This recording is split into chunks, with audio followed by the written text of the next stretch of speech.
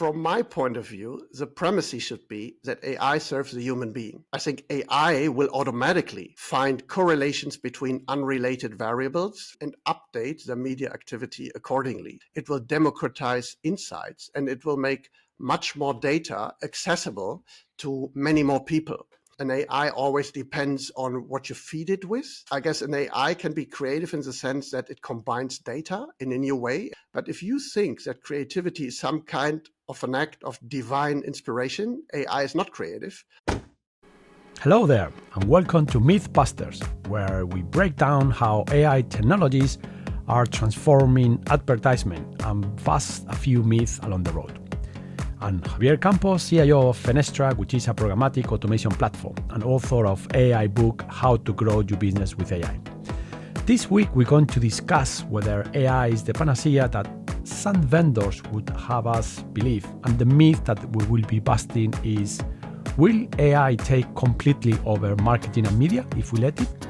I'm very excited to be joined by Ingo Schwab, Head of Media Digitisation at Deutsche Telekom, leading a team of strategies supporting operations in 12 countries. Ingo is at the forefront in mapping a media landscape after cookies and integrating machine learning into programmatic advertisement.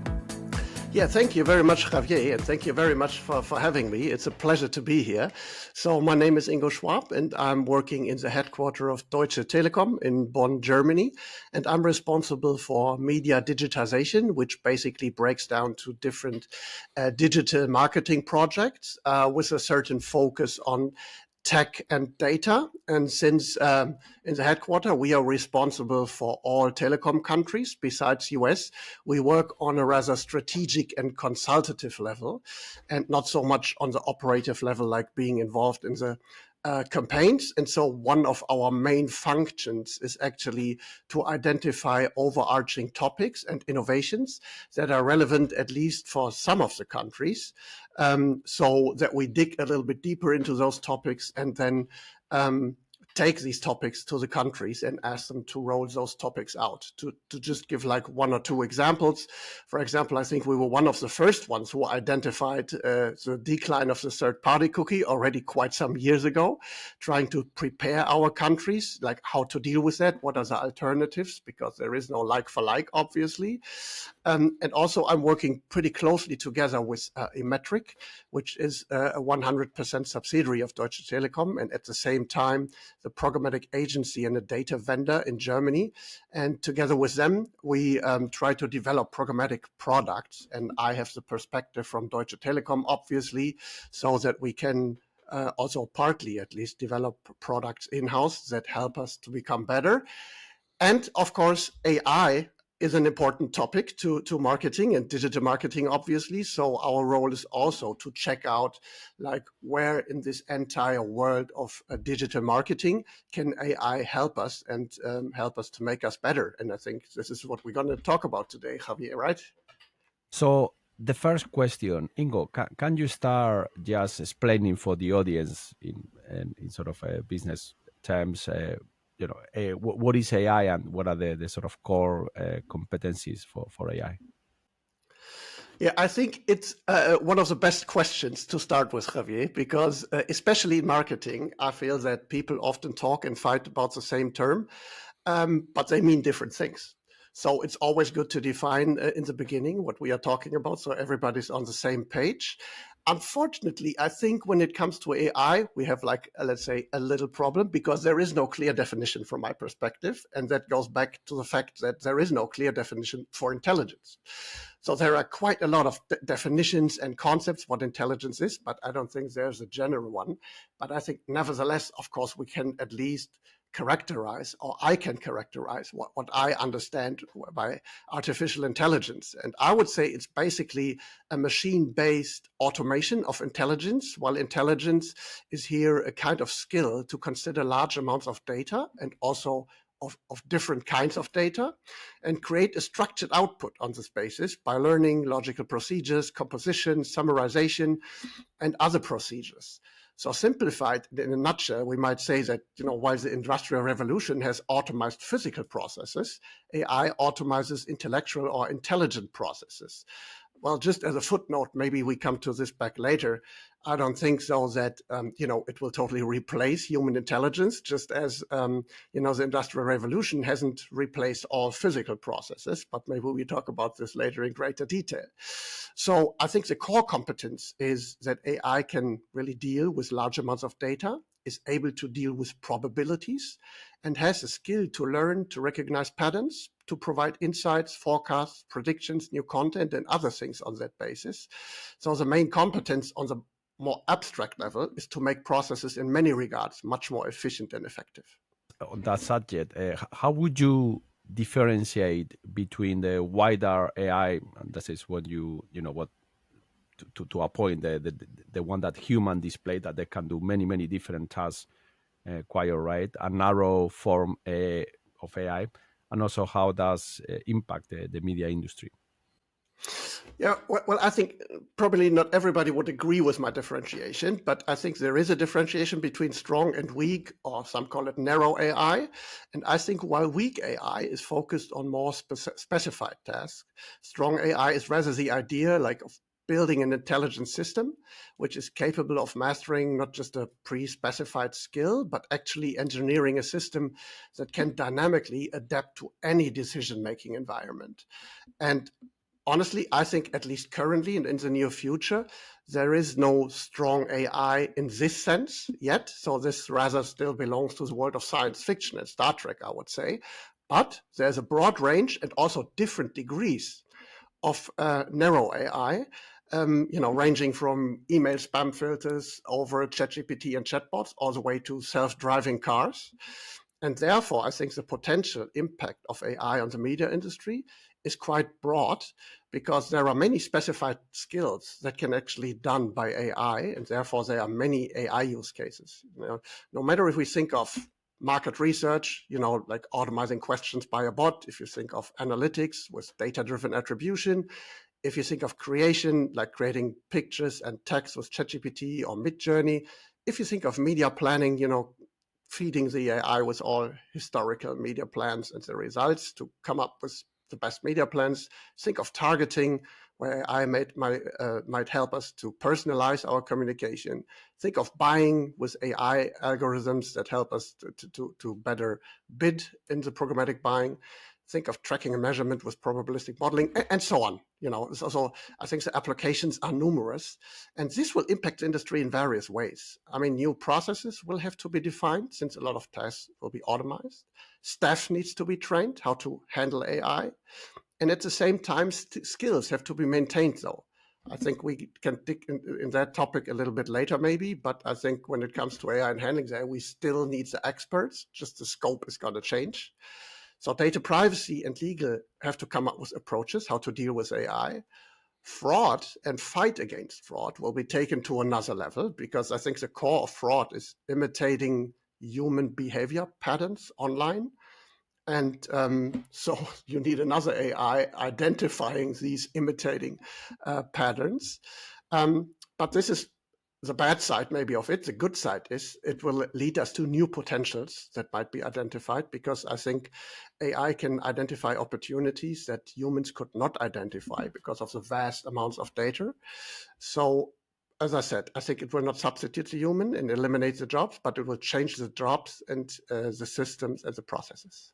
So if we just can go a bit now deeper into the sort of areas of marketing and media and some of the use case you mentioned. So what would you say are the main use cases for AI and marketing? You rightly mentioned, and indeed, one of the amazing things about the, AI is sometimes compared to electricity, because electricity back in the 1800s, decentralized power and pretty much impacted the whole society in ways people couldn't see at the time.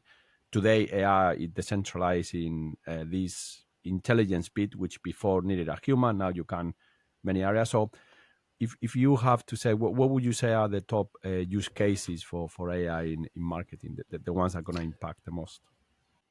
I think the top use cases, if we look at from an angle like what are the top use cases now? I think one of them is, I would say, lead identification, because one of the core competencies of AI is actually to deal with large amounts of data and to identify patterns that we could not identify manually. So when it comes to lead identification, that means there will be identified correlations that we could not have identified before, and this will hopefully boost our performance. So this is, I think, one major use case. Another one is marketing optimization, because AI can very good help us in optimizing A/B and multivariate testing in a very granular way. It helps us to personalize our communication. Think of chatbots, think of virtual assistants, or think of targeting based on large language models. And again, it's about patterns when it comes to up and cross-selling. Everybody knows that from former times from Amazon, that says people who have bought this book have bought that book. And that can be done, I think, with the help of AI in a much more sophisticated way by identifying patterns that give us an idea what recommendations to give. So that helps us to up and cross-sell. It will also play a role in success analytics, I would say, like, for example, in churn modeling to model churn and optimize this. And then, of course, that everybody's talking about right now, like content writing emails, posts, interview questions, whatever. Also video creation and editing, generate short-term videos for social media, personalize your videos, change single elements. Voice translation and adjustments is also already executed. Audio editing, we are just recording a podcast. You can edit this podcast afterwards without re-recording it.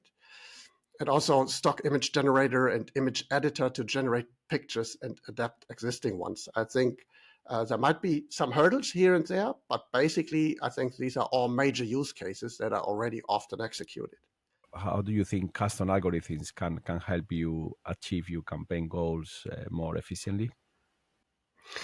I mean, we are currently actually testing custom algorithms, like, for example, with Fenestra, because I think the concept makes sense.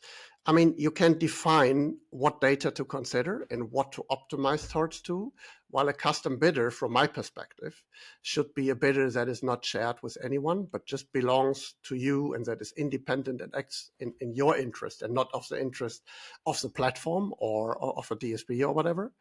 So it should potentially be able to consider as much data in as many dimensions as you like and automate optimizations with the help of AI, and therefore identify optimization potentials that you manually couldn't identify and handle. So ideally, it makes you more efficient on the one hand side by automating manual optimization processes and making them much more granular and frequent. On the other hand side, to become more effective by boosting your performance. So this is a theory that sounds good. As I said, we are currently testing it, and I hope it will be proven that this really works. Yeah. This is actually the topic you mentioned, who trains the AI, I think is going to become very, very important. And we already say in cases, as companies use a lot of third-party AI, it's very important to have transparency on how the AI is actually trained, because it will depend. And this is, I talking to clients, sometimes people don't really ask the question saying, well, you have an AI, but who is being trained? And more importantly, what objective you train your AI? Because that's when they, especially with these big platforms, without naming anyone, are they really trained for you as an individual client or for them as a wider platform? And then you can, and so I think, it's important that even if it's not about what AI is better or not better, meaning the most predictive, but it's about, and this is the crucial subtlety, is about, is it trained for your interest only as a client versus not? And that's when these things can become really, really powerful. Great. So moving a bit now, let's say, and I know this is a bit of a difficult question. If you look at all these changes, the trends, also how quickly a lot of these things have changed. I was in Cannes and I was talking to there was a journalist from Hollywood there, where they were talking about the impact of AI in the movie industry, and And when you see some of the latest video to text tools, when you can actually literally and the for example, the point there is a lot of, and this is it's not just me saying it. A lot of the industry experts are saying similar things, saying we didn't expect that until a few years. This is a bit, everybody's shocked. Like you can really do, the famous video that Sora OpenAI released a few months ago. There's a Chinese company. There was also this week as well other releases, and just you text, give me an elegant lady walking in Tokyo, and it produce at the moment not very long clips like but that's actually amazing. You cannot really distinguish. So if you could look at the sort of the impact on the next 5 years, what would you see AI will have the biggest impact? And these things, and that the other thing which I will say with these things, yes, the progress is quick, but I'm sure having a lot of experience, it is very difficult to change the enterprise. So sometimes people jump ahead on saying, "Oh, well, there is this technology. Tomorrow we're gonna," and you already mentioned a lot of things which, as you know, takes a lot of time. Train people, change processes, change mentalities, cultures. That's humans are interesting. So, what would you see are the areas, or where do you think AI will impact? Not now, which you just described, but in the next 5 years. Yeah, I think it's difficult to pick out, one AI topic that will be, the game changer in the next 5 years. What I believe is that the biggest impact will be an automation of many processes. AI will change the way, as you mentioned before, it will change the way text, pictures, and videos are produced. So assist copywriting, content creation. I think that will be a big impact. But it will not all be about generative AI. There will be also many cases of advanced analytics and machine learning. And I think also very important, there will be more end-to-end solutions. And so the more end-to-end solutions are there, it will democratize insights, and it will make much more data accessible to many more people. So that means if you're in a company and currently, you are using an AI tool, you might need data scientists to feed it. You might need data scientists to extract the output. But I think when there will be end-to-end solutions, it's going to be a running system that is accessible to everybody. And that means that processes will be much more efficient, and everybody can access the data much quicker and take this data to optimize different kinds of stuff, like media planning, creation and stuff. So that should make the performance much, much better, I would say. And I think AI will automatically find correlations between unrelated variables, from weather patterns to specific creative copy, and update the media activity accordingly. So, as I said, I think at the core is always that AI handles big amounts of data, identifies patterns, and then on that basis, different things are being done and automized. And I guess this implies a rapid change of working processes and skills needed. So since things like content production, media planning, etc., will be at least partly automated, the tasks of the media workers will shift to handling the input and output of AI tools, as you just mentioned in the case of the custom bidders, right? So it's about prompting, it's about training models, it's about analyzing the output, and very important, it's about asking the right question, because an AI always depends on what you feed it with, and what you make out of the results is always a matter of, are you asking the right questions, and are you using the output for the right thing and not as an end in itself? So I think that the biggest impact will be, the automation of processes in different regards that we have outlined before. I think we are still in the beginning, because it will be picked up more and more, and this is where the biggest change is going to be. Could you share some emerging trends or innovation you can see in AI that are going to revolutionize, or they're going to impact programmatic advertisement and media optimization? Well, I don't think of AI actually as a revolution in terms of trends, but rather, of a process that will step by step, as I just mentioned, more integrated into media and marketing. So to some, AI might look like a revolution, in the sense that suddenly it's there and can do all kinds of crazy stuff. I think this perception is understandable, but it is wrong. It is understandable because mostly of the creation of ChatGPT, there has been an application that can be used by everybody, which delivers impressive results that are very vivid because you can read it, at Midjourney, you can look at it. But AI has been there for a long time already. I mean, Alan Turing has asked 1950, can machines think? And I think the term artificial intelligence was invented 1956. 10 years later, we had the first chatbot. And many listeners, or at least some listeners, might remember Deep Blue, who beat the chess legend Garry Kasparov in 1997.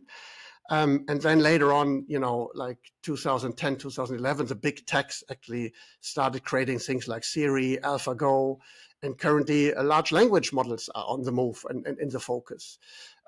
So I'm not trying to reconstruct AI history here. My point is just like that AI has an evolutionary history, and therefore I think this process is just going to continue. And I will step by step take over more and more tasks. And also in media, where we already in the middle of it with advanced analytics, predictive modelings, chatbots, and all the things we have named. So it's not one big bang, also not in the next 5 years or whatever I think, but rather AI is evolving, and it can be, and the more it is applied, the more influence it will have on media. And it's not only though about actually what applications are there in AI. It's also about, I guess, the frame conditions, like from a legal perspective, from a moral perspective, also from an educational perspective.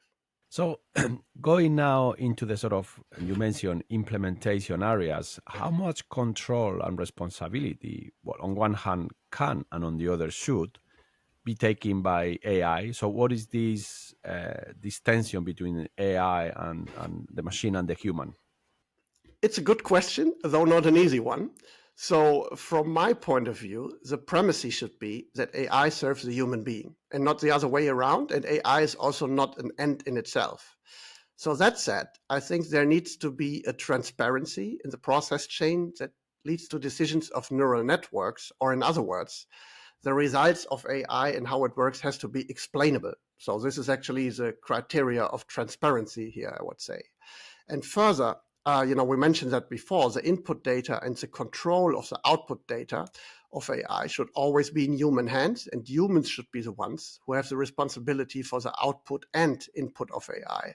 Imagine a world where everybody has self-driving cars, and imagine a situation, a very critical situation, where a self-driving car would have to decide if it runs over a pregnant mother or a little child, because there is no other option. So the question is, who would be responsible for that decision?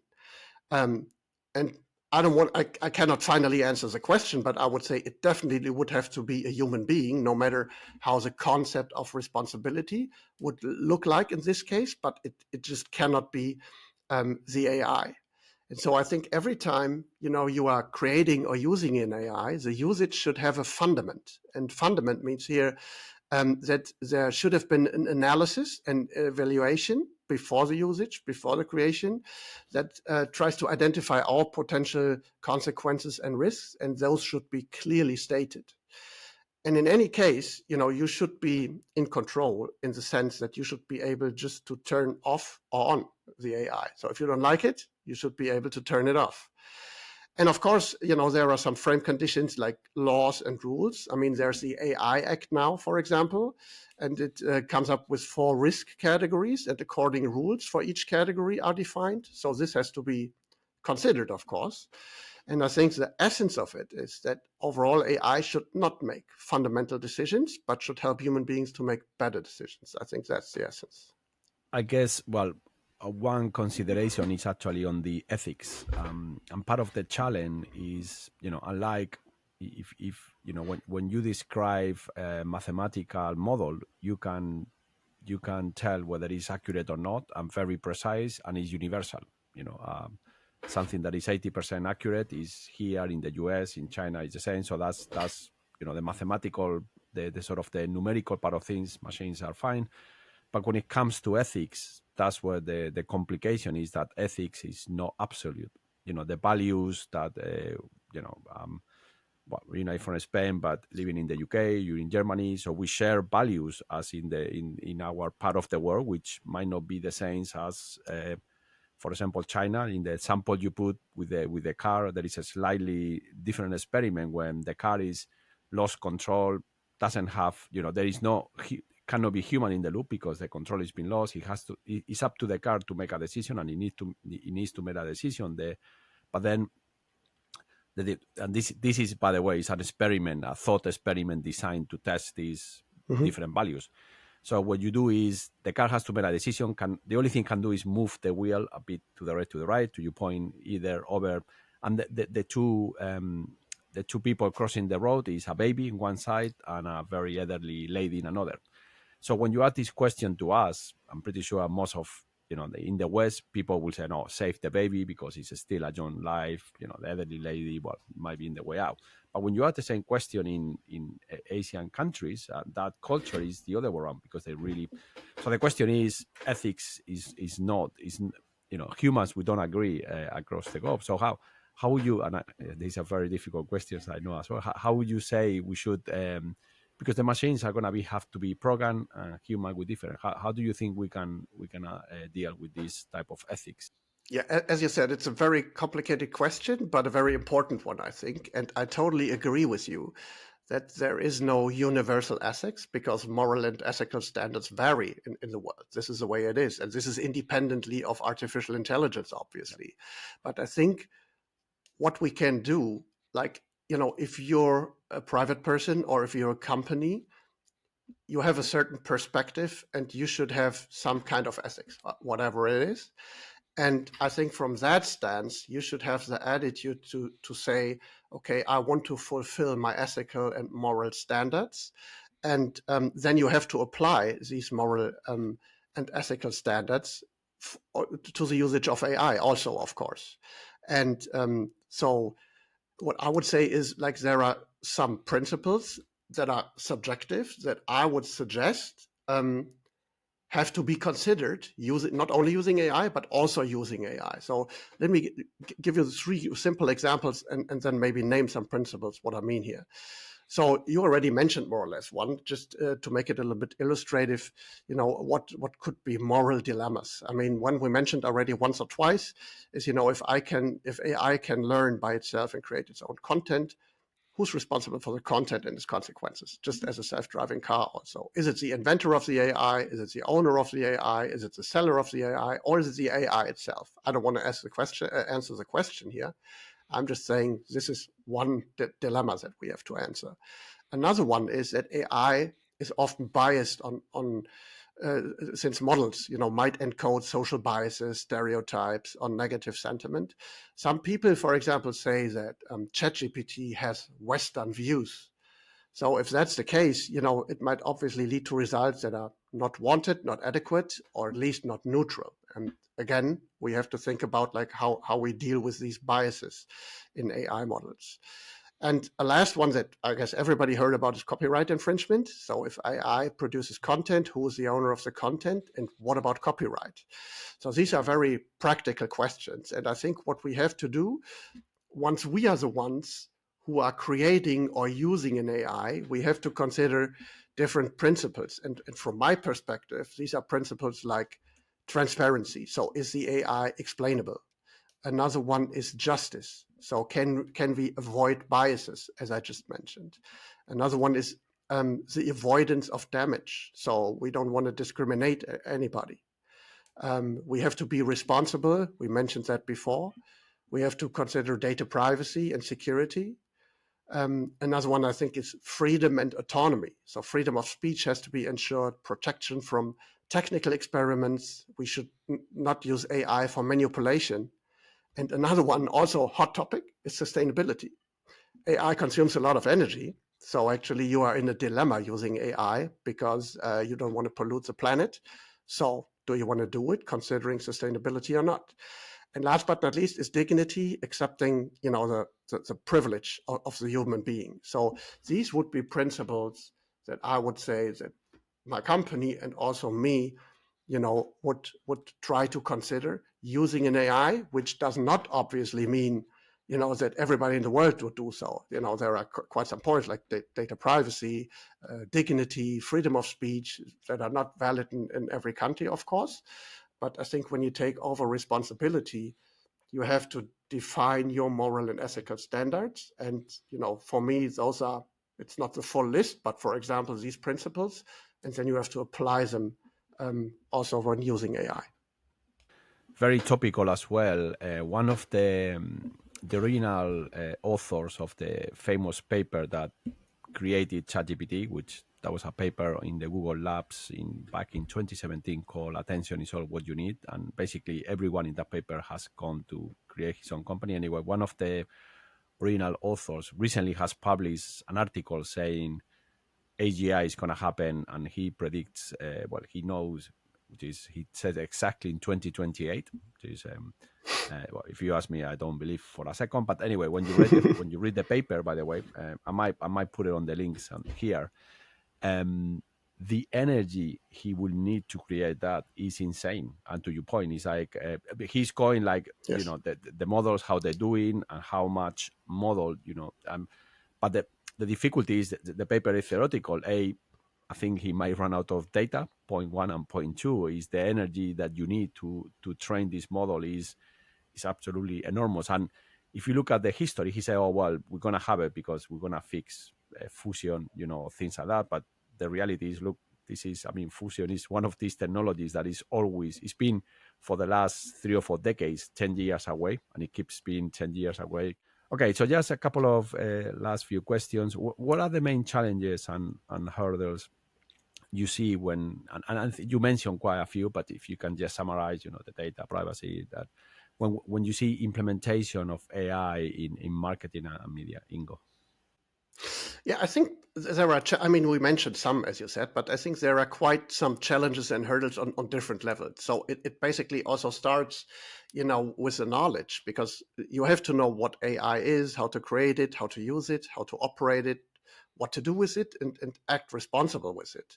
And accordingly, companies need talents who know how to work with AI. I think the need is currently higher than the demand is currently higher than the supply. And you might also have to shift the task accordingly. So very simple example, the creative guy might rather have to check iterations and finalize a picture rather than creating it from scratch. So that kind of shifts the scope of work. And you mentioned that before, although there is an AI Act now, I guess there's still a lack of frame conditions or framework conditions and regulations, which might lead, at least in some cases, to a paralyzing uncertainty, let's say. So people might be scared of unclear liability, copyright infringement, and stuff like that. And also another one we already mentioned is that AI is currently not very sustainable in most cases. And then processes, governance, and ethics that we have touched also before might have to be defined or at least updated according to the usage of AI. And some might be scared that AI is not easy to control.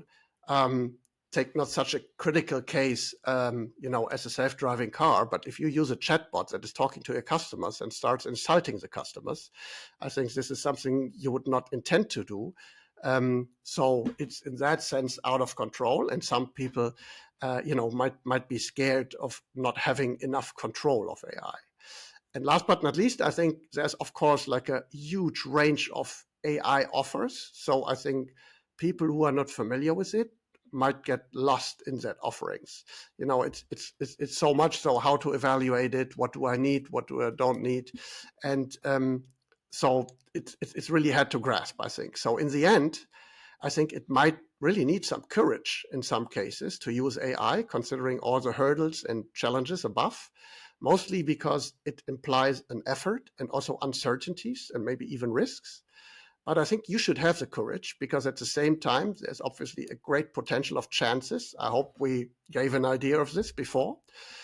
And of course, the danger to fall behind, because there are many companies, adopting AI, and in many cases, it makes them more efficient and effective. And if that's the case, you would have a competitive disadvantage if you don't do it. So it might not be easy, but it's worth it. So we should do everything, to tackle these challenges and hurdles. What would you believe the limits of AI, especially when it comes to things like creativity, human intuition, and what I think you also mentioned already, the ethical usage? I think a very, very good and important question, and again, a very complex one. Let's take feelings and emotions. I think, when it comes to feelings and emotions, it's hard to answer because first we would have to answer the questions, what are feelings and emotions? And then you might quickly get into a discussion about consciousness. Why is that? Imagine, you are sad. And I guess you would agree that it is a necessary condition that you are being conscious of being sad. Because, you can have tears in your eyes, you can have a certain facial expression, and you can tell me you are sad. But if you are not conscious of being sad, you are not sad. So it's about consciousness, and it's really hard to answer the question if AI can have a conscious.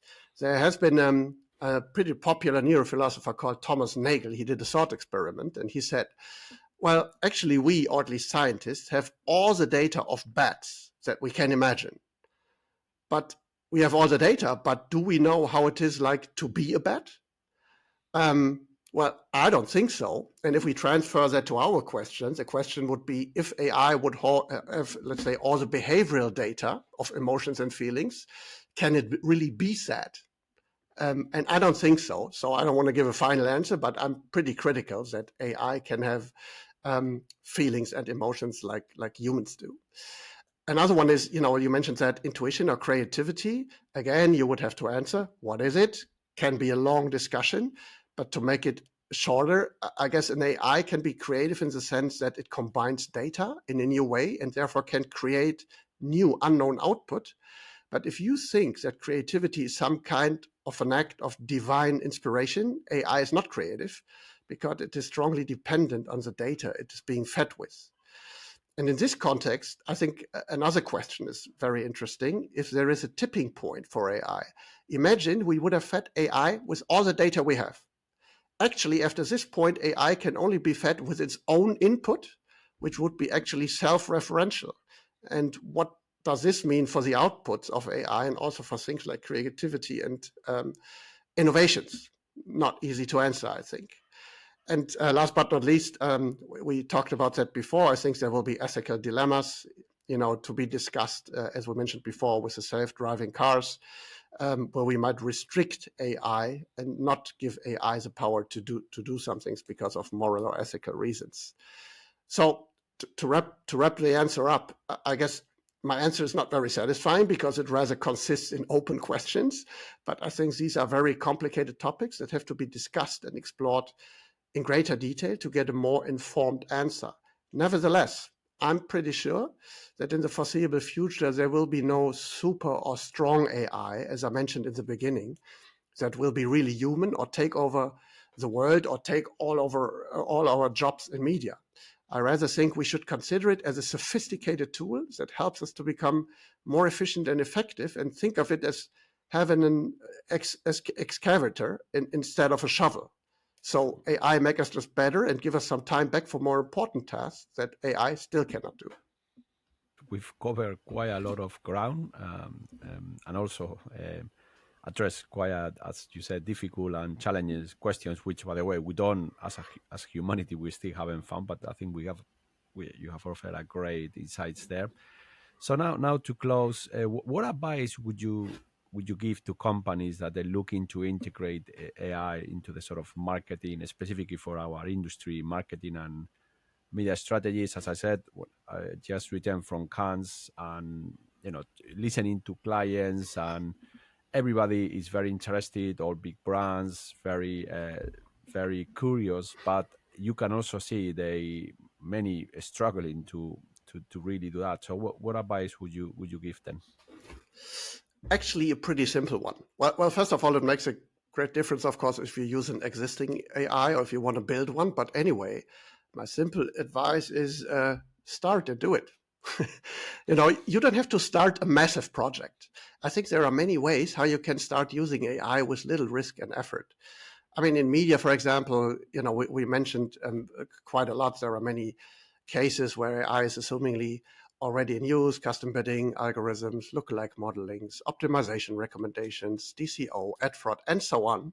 But if you want to take it further and integrate AI in your everyday work, you should definitely start with a definition of use cases.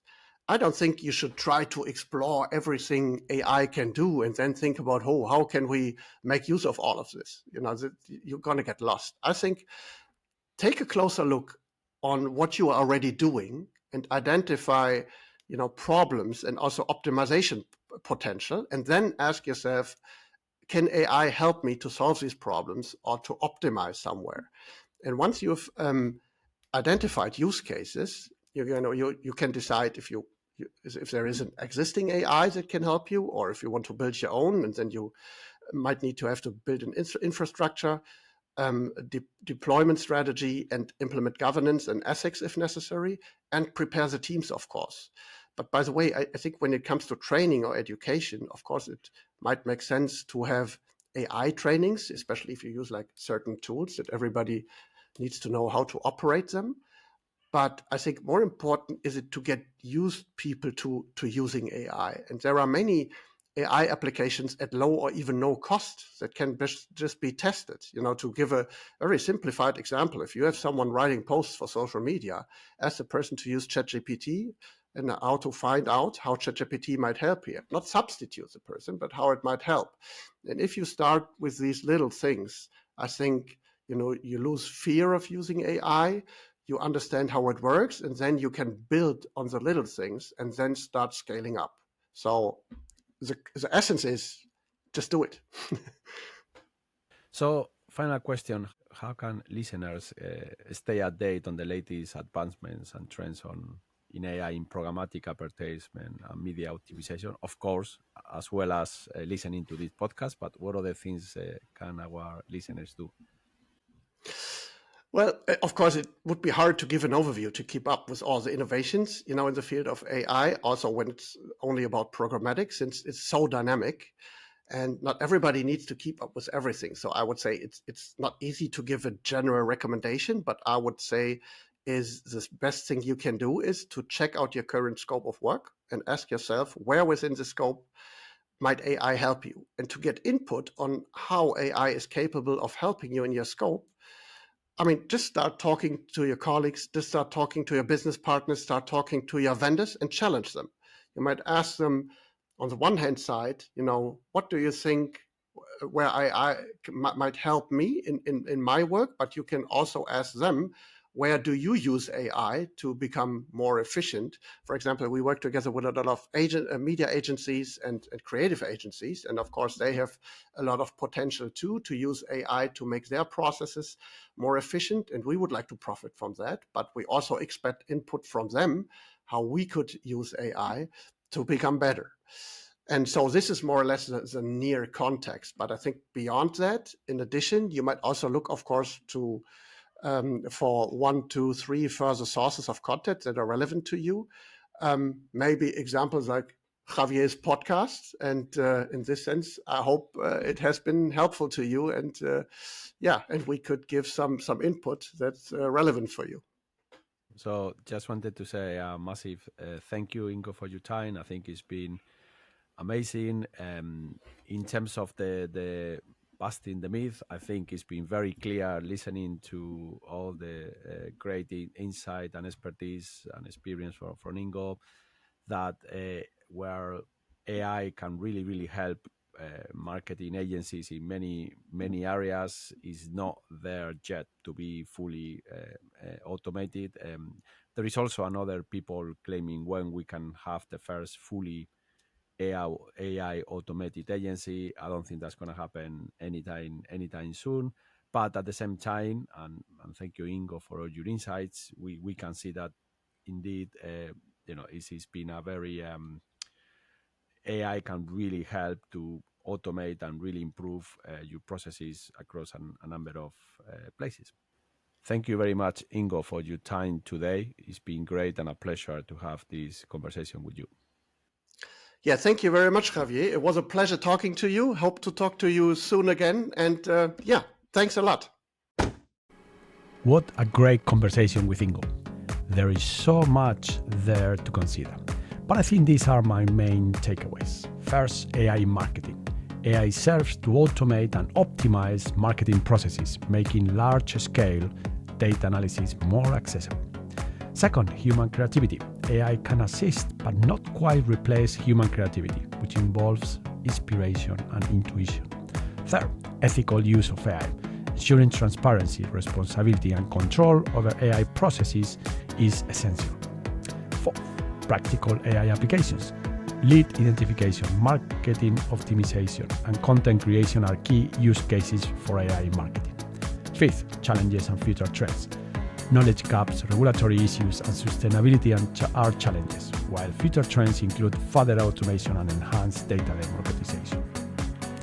So, what about the myth? Will, as Sam Altman says, AI replace the ad agency? Well, while AI is advancing rapidly and transforming marketing processes, it is not yet capable of fully replacing human creativity and decision-making. Ethical considerations and control over AI outputs remains critical. Companies should start integrating AI incrementally, focusing on specific use cases to leverage its potential effectively. Thanks for listening. We'll be back soon with more AI myth that needs a little busting.